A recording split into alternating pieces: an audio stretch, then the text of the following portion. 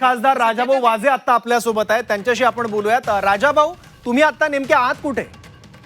मी आता ट्रेन मध्ये आहे, राजधानी एक्सप्रेस मध्ये.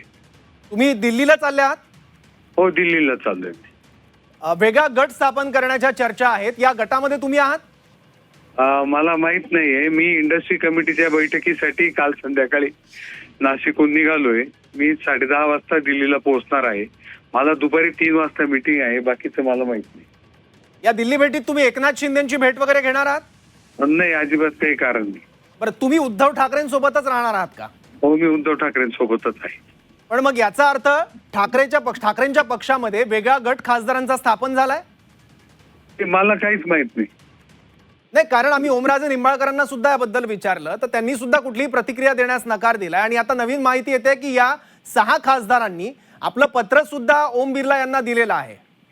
आता मला कसं माहित? मी सांगतो तुम्हाला, मी 6:15 वाजता. तुम्ही त्या पक्षात आहात ना? कोणत्या पक्षात? ठीक आहे.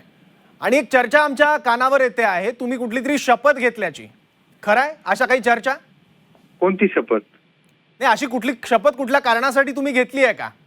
नाही, काहीच कारण नाही. शपथ घ्यायची काय कारण नाही, द्यायचे काय कारण नाही. आपल्या जे आहे ते मी क्लिअर सांगतोय की मी 6:30 वाजता ट्रेन मध्ये बसलोय. इंडस्ट्री कमिटीची आज 3 वाजता बैठक आहे. त्या बैठकीसाठी मी दिल्लीला चाललोय. माझी कुणाची भेट झाली नाही, माझी कुणाची बैठक नाही, मी कुणाची शपथ घेतलेली नाही. ठीक आहे, म्हणजे काहीही झालं किंवा वेगळ्या खासदारांचा गट जरी तयार झाला तरी तुम्ही उद्धव ठाकरेंसोबतच राहणार आहात, बरोबर? मी उद्धव ठाकरे साहेबांबरोबर आहे. ठीक आहे. पण आणखी एक प्रश्न उपस्थित होतोय की योगायोगानं ज्या खासदारांच्या बंडखोरीची चर्चा आहे ते सर्व खासदार हे एकाच वेळी दिल्लीत कसे, हा प्रश्न आम्हाला पडतो पत्रकार म्हणून सुद्धा.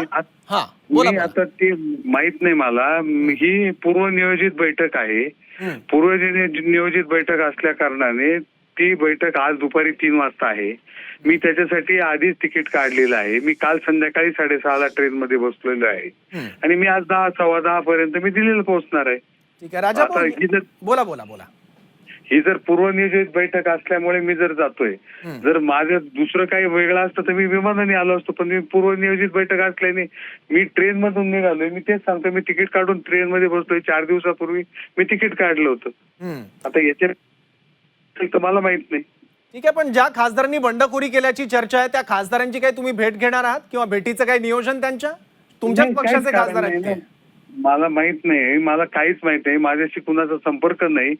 भेटले तर मित्र म्हणून बोलू, भेटू, परंतु बाकी मला काही माहित नाही. मी उद्धव साहेबांबरोबर आहे. ठीक आहे. एक व्हीप बजावल्याची किंवा बजावला जाण्याची सुद्धा एक माहिती आमच्याकडे येते आहे ठाकरे गटाकडून. अजून नाही माहिती मला ती.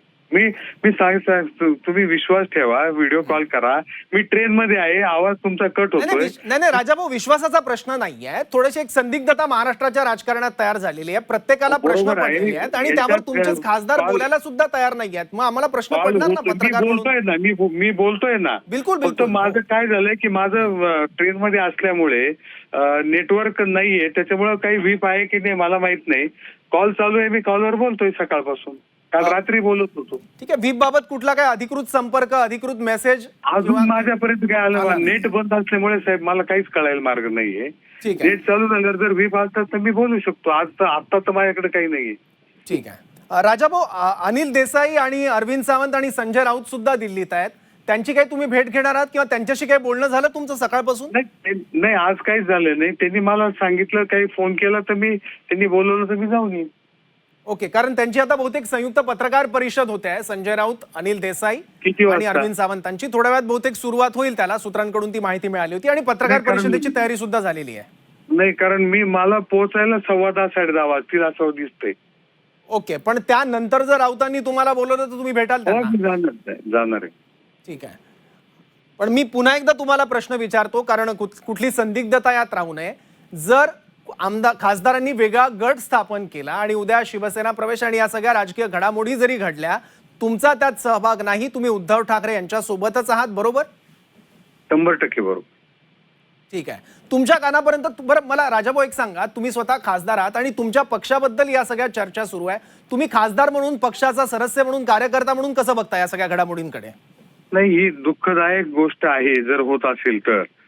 आता जर परिस्थिती काय आता निर्माण झाली मला माहित नाही. का बरं, कोण कुठं चाललंय हे माहित नाही, परंतु मी पक्षाबरोबर आहे एवढं मला माहित आहे. ठीक आहे राजाभाऊ, धन्यवाद आपल्या सविस्तर प्रतिक्रियेबद्दल. आपण विश्वासानं आमच्याशी हे सगळं बोललात त्यासाठी पुन्हा एकदा आभार. राजाभाऊ वाजे आता आपल्यासोबत होते. ठाकरेंचे खासदार ते सुद्धा राजधानी एक्सप्रेसनं दिल्लीकडे रवाना झालेले आहेत.